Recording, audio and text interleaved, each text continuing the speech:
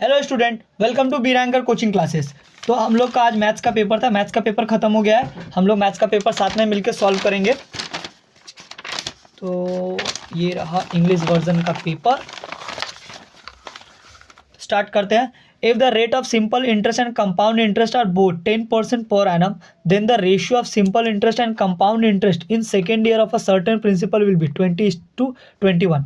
If the one root of a equation ax square plus abcx plus bc is equal to 0 is reciprocal to the other, then a is equal to bc. Two circles of a diameter 5 centimeter and 7 centimeter touch each other internally.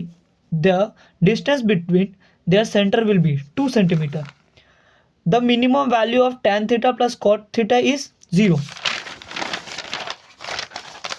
अगला, if the height and base area of solid hemisphere and a solid cylinder are same, then the ratio of their volume is 2:3.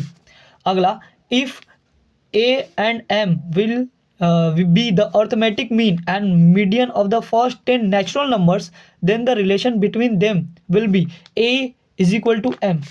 अगला, fill in the blank. The equation p minus 3x square plus 5x plus 10 is equal to 0 will not be an quadratic equation for p. अगर p का value 3 रख देते हैं तो फिर ये quadratic equation नहीं रह जाएगा. The sum of principal and compound interest in certain time is called amount. The corresponding side of two similar triangle are proportional. If sine bracket theta minus 30 degree is equal to half, then cos theta is equal to half. If v be the volume, r be the radius of the base and h be the height of a right circular cone, then h is equal to 3b by pi r square. The number 8, 9, 12, 17, x plus 2, x plus 4, 30, 34, 39 are in increasing order, and if the median of this number is 24, then x is equal to 22. अगला, true false. In a partnership business, the ratio of capital of 3 member is ABC and the ratio of time of investment of their capital is XYZ. The ratio of their profit will be AX, BY, CZ. It's true. If X variation B, B variation 1 by C and C variation D, then A variation 1 by D. True. If two chords of circle are at an equal distance from the center of that circle, then those chords will be always parallel. False. The hour hand of clock rotate through an angle pi by 6 radian in 2 hours. False. The ratio of whole surface of a solid sphere and a solid hemisphere of equal radius is 2:1. False. It's 4:3. The average of n number is x bar. If the sum of first n minus 1 number is k, then nth number is n minus 1 x bar plus k. False. अब हम लोग ऐसे क्यों करेंगे, तो ऐसे क्यों का पहला क्वेश्चन है, in how many years will be 500 get 105 compound interest at 10% per annum compound interest. तो क्वेश्चन पूछ रहा है 500 रुपये प्रिंसिपल पे कितना साल में 10% के इंटरेस्ट पे 105 रुपये कंपाउंड इंटरेस्ट मिलेगा. तो हम लोग ये बोल सकते हैं प्रिंसिपल मेरा 500 है, कंपाउंड इंटरेस्ट 105 है. So principal plus C I is equal to amount होता है. तो 500 प्लस 105 अगर करते हैं 605 रुपये मेरा अमाउंट आ गया. टाइम एन ईयर है. अमाउंट का फॉर्मूला होता है p in bracket 1 plus r by 100 का पावर एन. तो अमाउंट मेरा निकल गया 605 रुपये और प्रिंसिपल पहले से 500 दिया हुआ है. 1 प्लस आर 10%. सॉल्व करने से मेरा आया 1 to 1 by 100 और यहाँ काट दे तो 11 by 10 आया पावर n. तो अगर हम लोग 1 to 1 को अगर हम लोग 1 to 1 का स्क्वायर रूट करेंगे तो 11 by 10 आएगा. उसका स्क्वायर आएगा 11 by 10 का पावर n. अगर हम लोग बेस और बेस को काट दे तो power n by 2 law of indices बोलता है. तो n is equal to 2 answer होगा, मतलब 2 years. n is equal to 2 years. अगला क्वेश्चन है, in partnership business ratio of capital of Ila, Rahima and Bela is 3:8:5. If profit of Ella is 600 less than the profit of Bela, find the total profit in the business. एला का जो profit है बेला का profit से 600 रुपया कम है, तो हम लोग को total profit of the business निकालना है. तो क्वेश्चन कुछ है, रेशियो ऑफ कैपिटल ऑफ एला, रहीमा एंड बेला जो है 3:8:5 है. तो हम लोग को एला और बेला का निकालना. तो एला और बेला का अगर हम लोग निकालें तो 3:5 है. नाउ प्रॉफिट ऑफ बेला अगर हम लोग एक्स मानते हैं तो जो भी बेला का प्रॉफिट है उससे 600 रुपये एला कम कमा रही है, तो एक्स मान लेते हैं बेला का प्रॉफिट है, तो एला का प्रॉफिट जो है एक्स माइनस 600 हो जाएगा। एटीपी, अब एटीपी अगर करते हैं, इसका प्रॉफिट जो है डिवाइडेड बाय इसका जो प्रॉफिट है वो रेशियो के बराबर है, इसका रेशियो के बराबर, तो 3/5। हम लोग इसको शॉर्ट में कर दिए हैं, आप लोग को ये पूरा करके बताना होगा एग्जाम में। तो अब हम लोग इसको क्रॉस मल्टीप्लाई करके निकालेंगे, x इज इक्वल टू 1500 निकल गया। अब x इज इक्वल टू 1500 निकला, मतलब बेला का जो प्रॉफिट है वो 1500 निकला। अब एला का प्रॉफिट क्या है, वो x माइनस 600 है, तो x 1500 माइनस 600 900 निकला। अब अगला हम लोग अगर करें तो हम लोग अगर रेशियो ऑफ कैपिटल करें, एला और रहीमा का रेशियो है 3:8, 3:8 करेंगे अगर, तो एटीपी कितना है, एटीपी कर रहे हैं अगर हम लोग इसका जो एला और रहीमा का जो रेशियो ऑफ कैपिटल है उस पर अगर हम लोग इसका जो एला का जो प्रॉफिट है वो रखे, एला का प्रॉफिट 900 है, और जो रहीमा का जो प्रॉफिट है वो वाई रखते हैं क्योंकि रहीमा का मेरे को प्रॉफिट निकालना है। अब अगर इसका जो रेशियो है 3:8 इसको रख दिए, क्रॉस मल्टीप्लाई करने से वाई इज इक्वल टू 2400 निकला, तो टोटल प्रॉफिट ऑफ बिजनेस निकल जाएगा, इसका प्रॉफिट, इसका प्रॉफिट, इसका प्रॉफिट, तीनों को जोड़ के 4800 तीनों का प्रॉफिट का इक्वल आएगा प्रॉफिट ऑफ द बिजनेस। अगला, if the root of equation x square minus 22x plus 105 is equal to 0, then alpha and beta, then find the value of 1 by alpha plus 1 by beta। अगर हम लोग इसको ऐसा करें तो मेरे को इक्वेशन दिया हुआ है x square plus 22x plus 105, तो अगर हम लोग इक्वेशन है x square minus 22x plus 105, हम लोग जानते हैं इसका जो पहला वो a है, दूसरा जो है वो b है, और तीसरा जो है वो c है। और ये हम लोग को इक्वेशन जब कर रहे थे क्लास में हम लोग को ये पता है alpha plus beta is equal to minus b by a होता है, alpha minus beta is equal to c by a होता है, तो उसी पे बैठाएंगे। b जो है b 22 है, 22 माइनस बी है तो माइनस को माइनस माइनस करेंगे प्लस 22 आ जाएगा। इधर c बाई ए है, c है 105/1, तो मेरा a प्लस बी जो है 22 निकला, a माइनस बी है जो 105 निकला। तो हम लोग को निकालना जो है 1 by alpha plus 1 by beta, 1 by alpha plus 1 by beta is equal to, अगर हम लोग इसका एलसीएम ले तो अल्फा बीटा हो जाएगा, और अल्फा अल्फा कट के बीटा आएगा, फिर बीटा बीटा कट के अल्फा आएगा, तो b प्लस ए प्लस बी का मान निकला 22, और यहाँ a माइनस बी नहीं होगा, ए बी होगा, यहाँ ए बी होगा, तो यहाँ ए बी का मान निकला 105, तो हम लोग ऐसा बोल सकते हैं 1 plus alpha plus 1 by beta is equal to 22/105 होगा। तो हम लोग अपना अगला क्वेश्चन में जाते हैं। If 3x minus 2y ratio 3x minus 2y is to 3x plus 2y is equal to 4:5 है, then what is the value of x plus y is to x minus Y.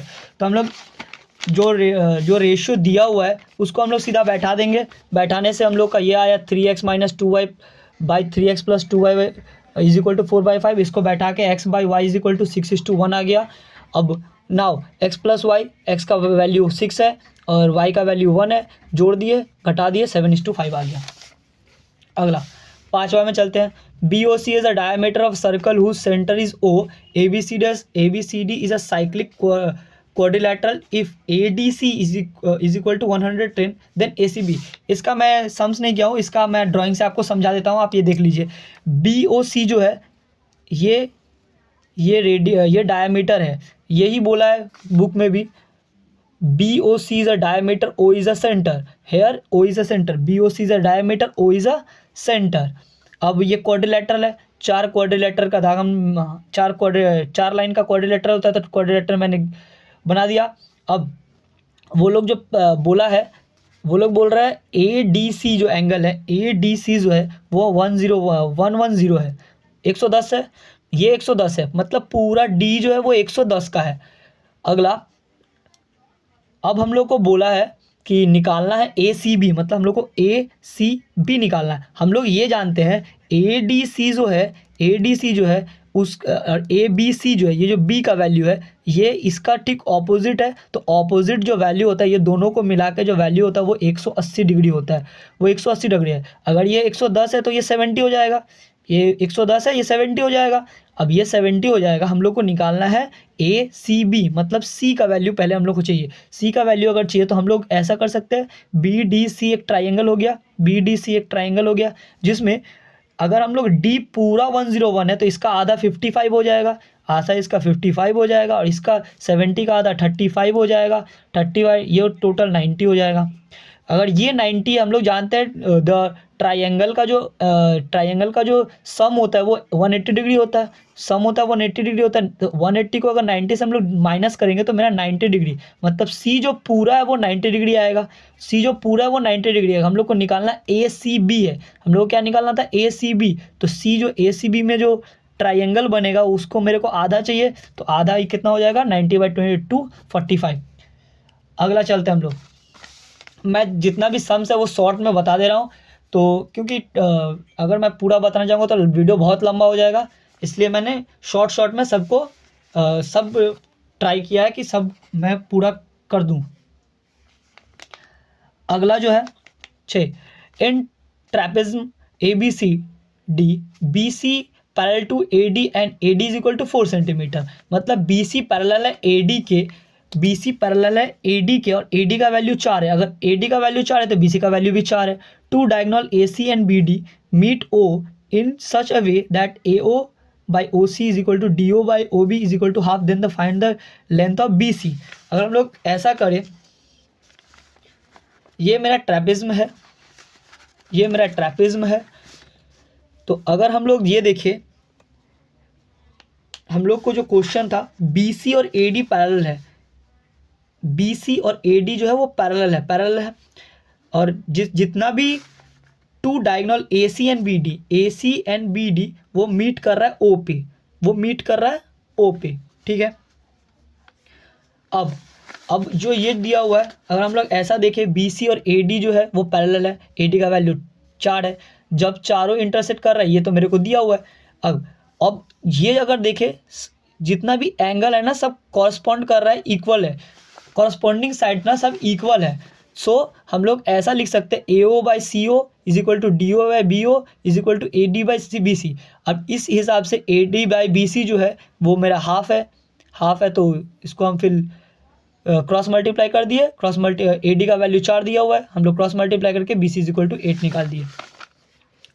मैं इसको जितना भी short में कर रहा हूँ, अगर आप लोग को कहीं भी कुछ प्रॉब्लम हो तो मेरे को कमेंट करके बताएं, मैं पूरा फुल आंसर आपको करके मैं कमेंट में भेज दूंगा।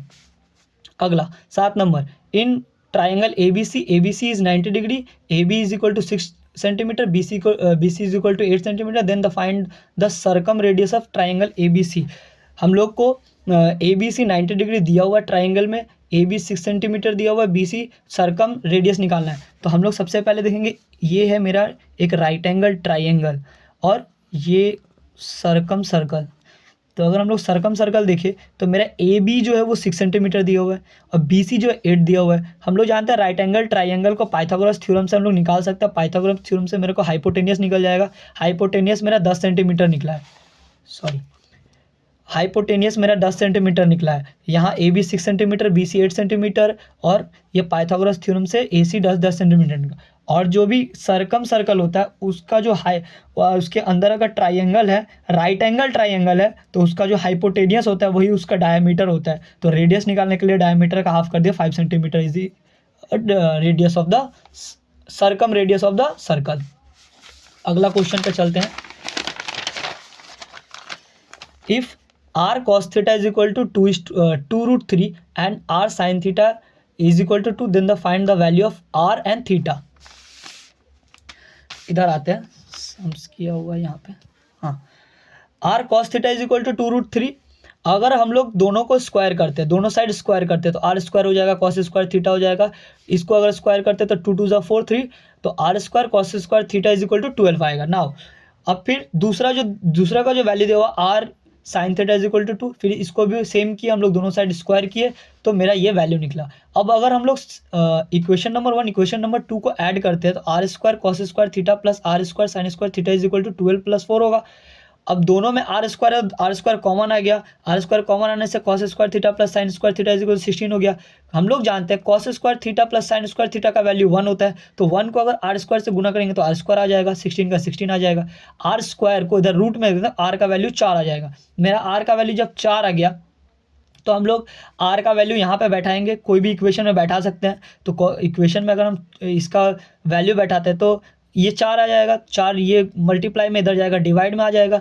ये अगर डिवाइड में आ जाता है cos theta is equal to 2√3/4, divide करने से 3/√2 आया, 3/√2 आया। कॉस थीटा का जो मान है 3/√2 जो है कॉस 30 का मान है, तो कॉस कॉस कट गया, theta is equal to 30 degree.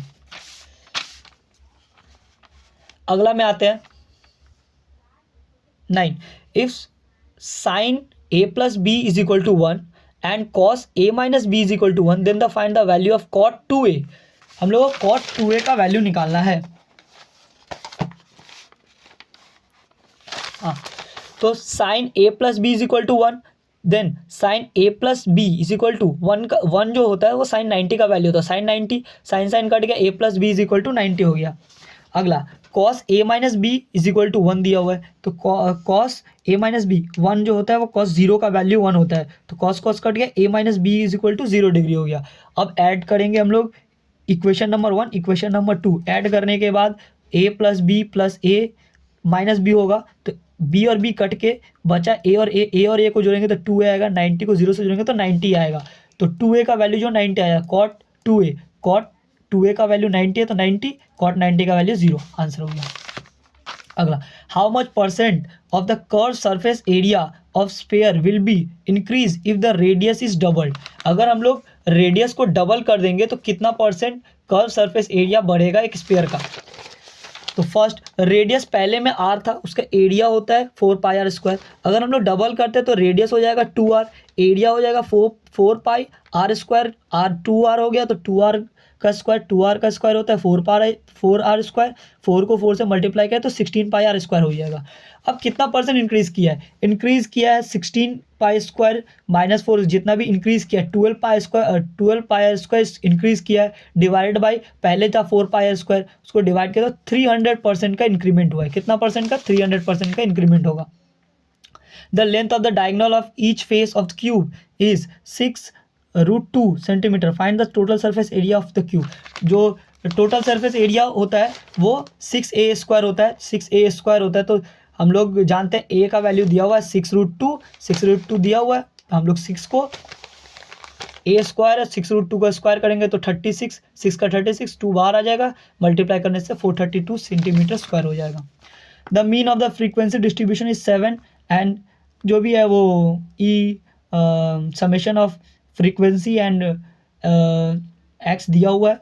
हम लोग को समेशन ऑफ फ्रीक्वेंसी निकालना है, तो हम लोग जानते हैं फॉर्मूला होता है मीन का, हम लोग जानते हैं मीन का फॉर्मूला होता है summation of frequency and x divided by summation of frequency.